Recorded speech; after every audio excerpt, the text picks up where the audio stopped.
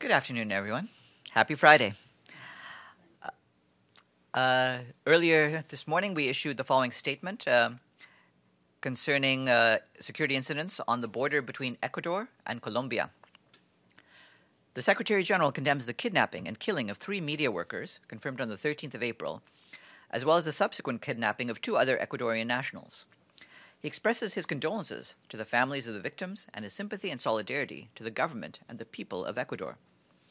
These acts highlight the threats posed by criminal groups operating in the border between Ecuador and Colombia. In this regard, the Secretary General welcomes the close cooperation between both countries to address this common threat. The Secretary General reiterates the United Nations' availability to support the 2 governments in the areas deemed necessary. Just a reminder that the Secretary General is leaving this afternoon to Sweden for his annual retreat with the Security Council and a state visit to the country. He will be back in New York on Monday afternoon.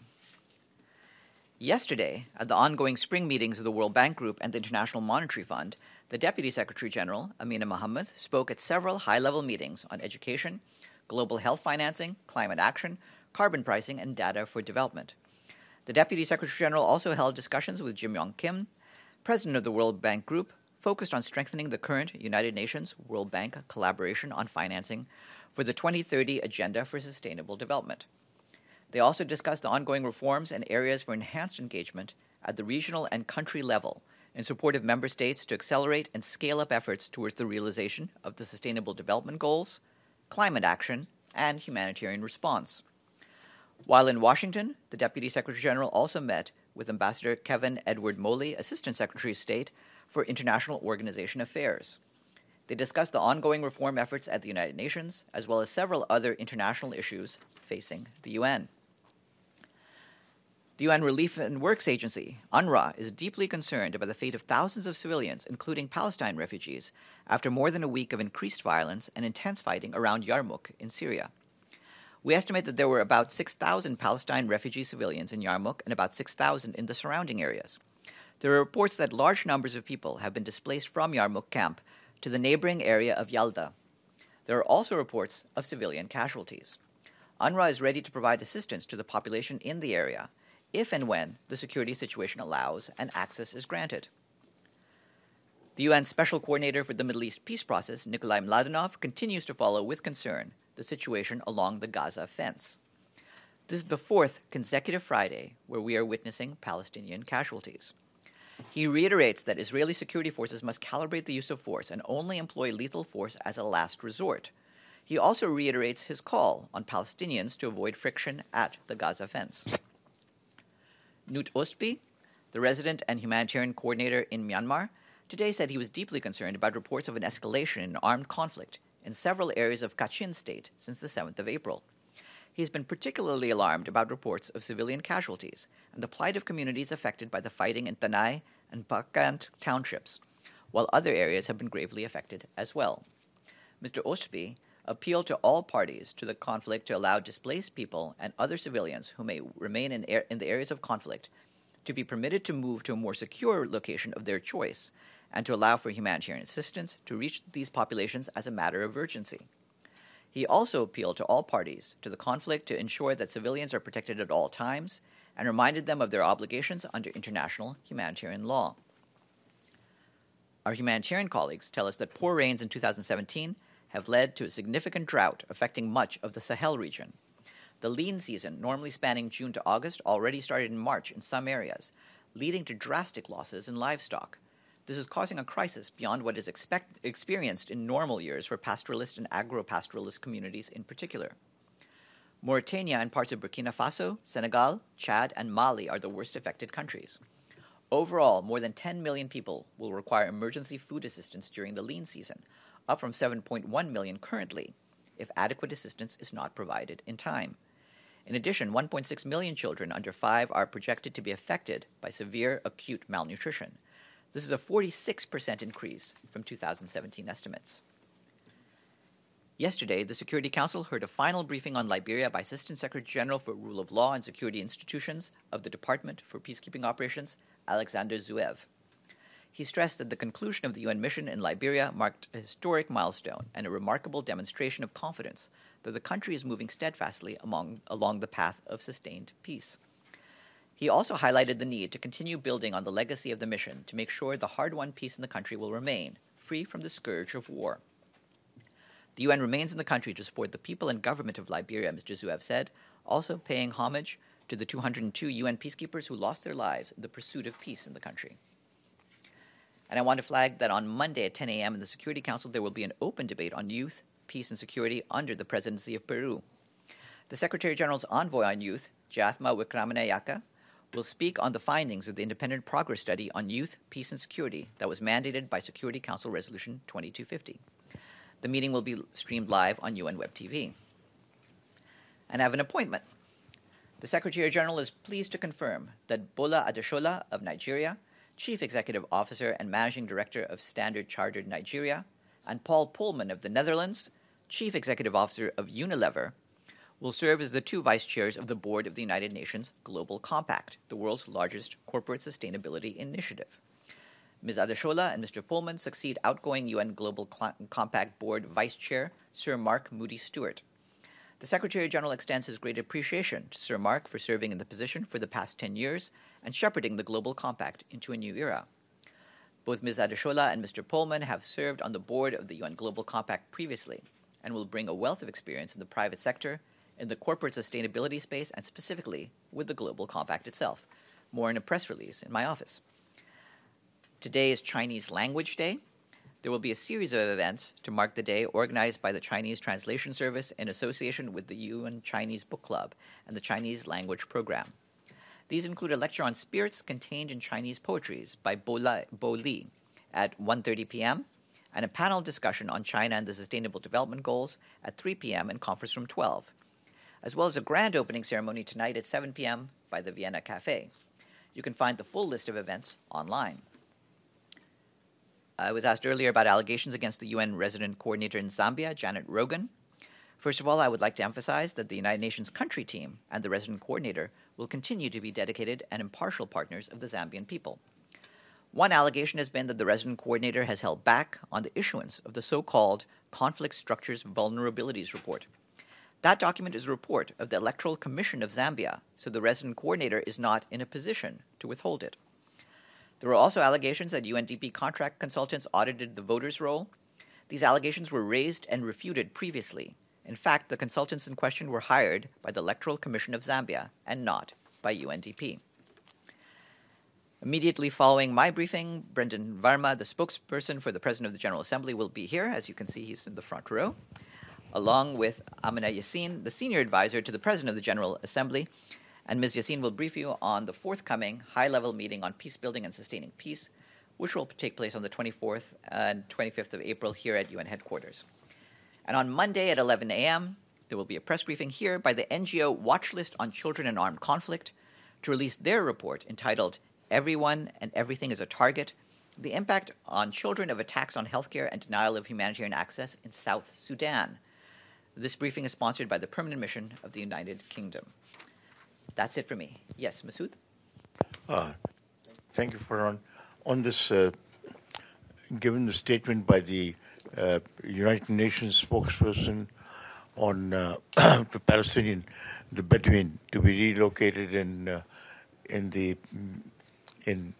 West Bank, and also on this Palestinian children, has the Israeli government responded at all to the requests by the United Nations, especially in case of the Bedouins, the Palestinian Bedouins, to be relocated in West Bank, and also the children incarcerated in Israeli jails?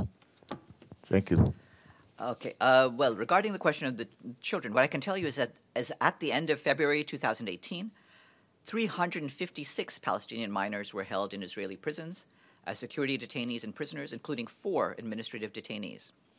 Another 5 Palestinian minors were held in Israeli prison service facilities for being in Israel illegally. And in addition, a small number of minors are held in IDF-run facilities for short periods of time. So those are the figures that we've been able to obtain, and we have been raising these concerns regularly and continue to do that. As you know, Our demand is for all minors that they be charged promptly or otherwise released. Yes, Abdulhamid. Thank you. The first Friday of these marches, the Secretary General issued a statement before and after. And the second week, he issued a statement also after the fact that another 10 Palestinians were killed and 1,000 wounded. Third week, he didn't issue anything. And this week now, it's Mladinov who issued a statement expressing concern. 2 Palestinians already killed with many injured. I mean, the latest figure I had was 40. Maybe by the time of this briefing, the number will mount. Now, why only express concern when there are people demonstrating on their own land peacefully, and a sniper who is fully equipped targets someone activist and kill him? Why you just express concern? As you're aware, we have asked and continue to ask for all of these incidents to be thoroughly investigated. The sentiments that were expressed in the statements in the first weeks continue to apply. And obviously, we will continue to be concerned however many weeks this violence lasts. We want to make sure that any use of force, any use of force is a last resort, and we want the parties themselves to avoid any actions that prompt any further escalation on the ground. And we've asked both sides to do that. Yes, Ibtisam. Farhan, I have a follow-up and then a question on Yemen. A follow-up, you are talking about the fact that you issued that the Secretary General issued 2 statements and asking for investigation, but the Israelis refused, and the statements are talking about investigations by the Israelis themselves, and they are saying that they don't want to do it. So my question is, why are the Secretary General is not asking for international investigation for what's going on in Gaza? Well, these are actions by the Israeli Defense Forces and other security forces, so it's appropriate that Israel be the one to investigate them. And we'll continue with that call, and we're pressing the case. There obviously needs to be a thorough investigation into all such actions. Otherwise, we'll never be able to break out of the cycle of violence and unrest until it's clear that the parties themselves can police the actions of the people on the ground. But we are talking about a party that's under occupation. This is one thing, and the Palestinians are under occupation. So, and still, the Israelis are saying that they don't want to, they are refusing to investigate. This is what Mr. Netanyahu said. And my question is why you are not calling for international investigation?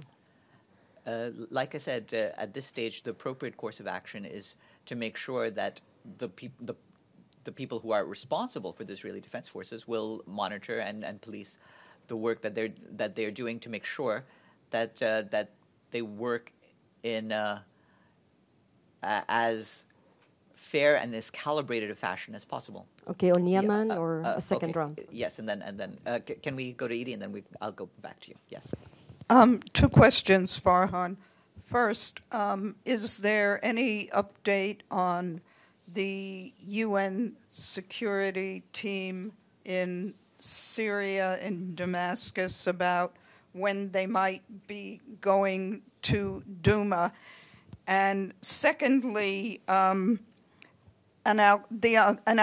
Al-Qaeda affiliate in Mali has taken responsibility for an attack in northern Mali last week that killed a UN peacekeeper and wounded 7 French soldiers.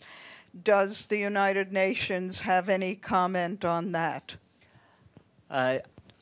We don't have any particular comment in terms of being able to verify that claim. Obviously, that claim in and of itself is another sign of the threat posed by Al-Qaeda and another example of why nations around the world need to take the threat posed by Al-Qaeda seriously. Regarding your previous question, I don't have any update to share about the fact-finding mission and Douma at this point. If we have any updates, we'll provide those as we get them. Yes. Sure. I wanted to ask you first about the retreat, the Security Council retreat in Sweden. Can you say who the Secretary General is taking? I know he's taking Ms. Nakamitsu, but what are the other USGs that are going to the event? And are issues like Myanmar among those that the Secretary General intends to raise? There'll be a number of issues on peace and security that are of common interest to the Secretary General and the Security Council that will be raised, but we're not going to specify them at this stage. But how about who's going? Shouldn't you specify that? Well, he has different members of senior officials of his team. Again, this is not something that I'm going to specify at this stage. Some of the key envoys that are involved will be there, but we'll provide more of those details at a later point, I imagine. I saw his letter in March about the retreat to the Council said it was going to be about coordination or cooperation with regional organizations. Is that still the name of it, or has this changed at his request or at the request of the Council? There are some broad themes that will be taken up, but like I said, there'll also be different issues of peace and security that are of common concern, as there are in other past retreats. And just finally, Sweden had said that they're actually paying the costs of all Security Council members for the trip, but they said that the Secretariat is bearing its own costs. Did they offer to? Was there some? How much does this trip cost? You'd have to ask the Swedes. Yes, Carla and then Masood. Thank you, Farhan. I had asked this question of Stefan. He said he'd get back to me, but I haven't heard anything yet. Does the United Nations or the Secretary General have anything to say about the fact that the Global Fund for AIDS, Malaria, and Tuberculosis will be cutting its funding to North Korea as of June? The question of the Global Fund, as you know, sometimes they've put out requests to have adequate funding to carry out its work. Beyond that, you'd need to contact them. Masood? Then you. Stefan, Farhan, I wanted to ask you about this situation in Yemen. The reason is that has the United Nations gotten to the Saudis and the coalition to give, I know they have given some funds. Are the funds coming in for the Yemenis? And what is the latest update on the situation in Yemen, especially insofar as children are concerned? Well, we've been providing periodic updates. The funding has been coming in, but it's as you know, we expressed our appreciation particularly to the contributions made by Saudi Arabia and the United Arab Emirates, which has helped for the funding of a lot of our humanitarian work.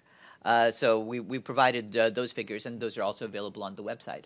Regarding the situation of children, as you know, the work of the report on children in armed conflict is ongoing, and sometime over the course of the summer, you'll be able to see the latest report for yourself. Ibtisam?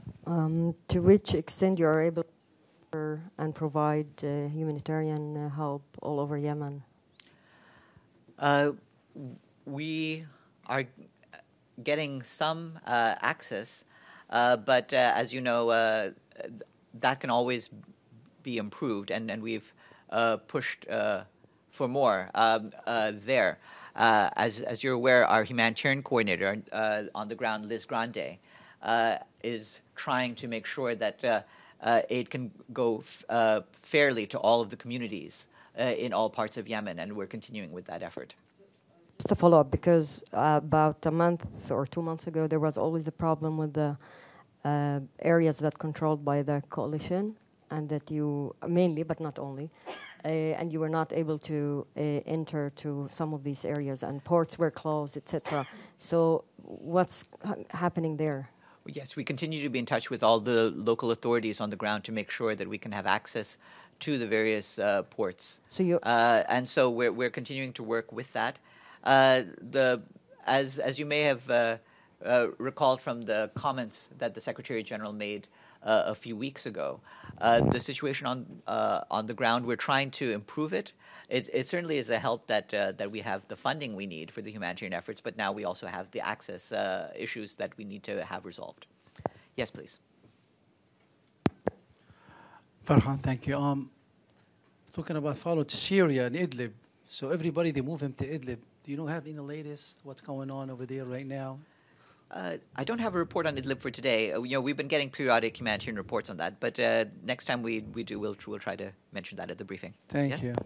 Sure. I wanted to ask again about this incident in which 17 corpses were put in front of the UN's base in Bangui in the Central African Republic. I asked yesterday, and Stefan said the investigation is ongoing, nothing is known. But now I see that the SRSG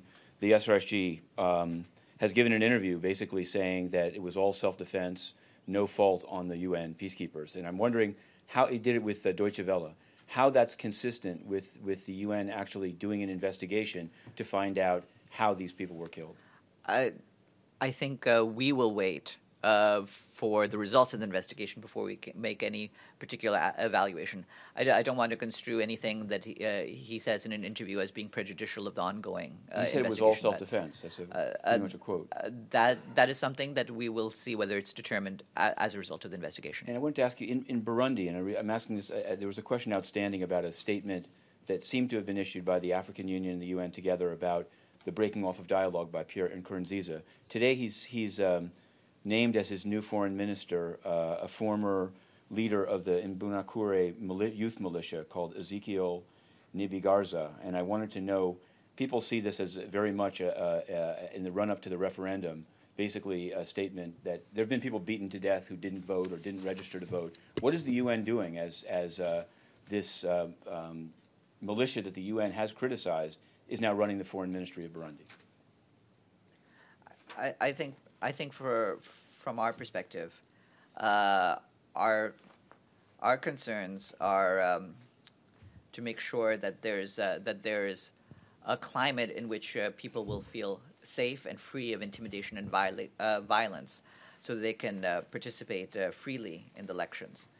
As you know, our Assistant Secretary General for Human Rights, Kate Gilmore, issued her own concerns about the climate in Burundi in the run-up to the elections, and I would refer you to her comments about that. And so those concerns remain. Thank you. Yes, Abdulhamid, and then you. No, Abdulhamid first, then you. Thank you, Farhan. Again, recently an Israeli court passed a verdict allowing settlers to go into Al-Aqsa Mosque and do their religious chanting. Without observing this, without the United Nations criticizing such a verdict, the next step will be dividing Al-Aqsa Mosque or allowing the settlers to take over, at least, if not fully, partially. Well, I don't want to speculate what may happen in the future. The point is that in the present, we want to make sure that the existing status quo is preserved in all of the places of worship in Jerusalem. We believe that Jerusalem's status as a place where all faiths can worship freely needs to be maintained. Yes? Thank you. Yeah, Farhan, two questions. One is about this threats being given in Pakistan to Human Rights Commission of Pakistan's a writer, and she wrote a report on human rights situation in Pakistan, and she's been getting threats. And similarly, threats are being given in India to a reporter, death threats to a reporter who wrote about certain situation in Kashmir. Can you please comment upon that? Have you had any reaction to that? Have you seen that report? Yeah, the basic point in both of these cases is that we stand against any threats or intimidation against either the media or human rights defenders. They need to be free to go about their work without harassment. Yes. Sure. I want to ask about Myanmar. There's not in Rakhine State, but the Kachin minority has put out a call saying that basically, in light of increased fighting, there are about 2,000 people that have fled their villages and are without any health care or anything. And I'm wondering, is the UN aware of this, and what are they doing about it? Yeah, I just read out at the top of the briefing a note by Nutostbi. I don't know whether you heard what he said, but about his concerns about Kachin State. But I'd refer you back to that. Okay. In addition to that, our humanitarian colleagues say that more than 160,000 people are currently targeted for humanitarian assistance in Kachin and Shan states, including around 107,000 internally displaced people who have been displaced by the continuing violence. Many people in those areas have been displaced multiple times in a continued cycle of violence, and access to many of those in need, in particular those in non-government controlled areas, remains extremely limited. The escalation in fighting since earlier this month is deeply concerning. it's the responsibility of all parties to the conflict to ensure that civilians are protected at all times, and reports of fighting close to civilian areas, including villages and existing camps where the displaced, are unacceptable. And I also want to, also in Myanmar, in the case of the two journalists, Reuters journalists that were locked up, there's been a development in which a police officer has testified that he was part of a plot to essentially to set them up, that he was threatened with arrest himself if he didn't get YA loan. And so my question is the UN following this, and what do they think of this new development? Yes, we are following and are aware of this. As you know, we have called for all media to be treated fairly in Myanmar, and the Secretary General in particular has called for the release of these journalists. One more on press freedom. I've been wanting to ask you this week. Tanzania has announced that going forward, they've enacted a new law on electronic communications that to establish a blog in Tanzania, you must pay the government $930, and that if the blog is found to be annoying to government officials, people can be fined $2,200. I guess my question is, there's a country team there. What do they think of a law that places these type of high costs and restrictions on the freedom of expression? Well, different countries have different press regulations. This would be a case where it would be up to our human rights counterparts in Geneva to study what the existing regulations are and just to determine whether they're fair or not. Have a good weekend, everyone.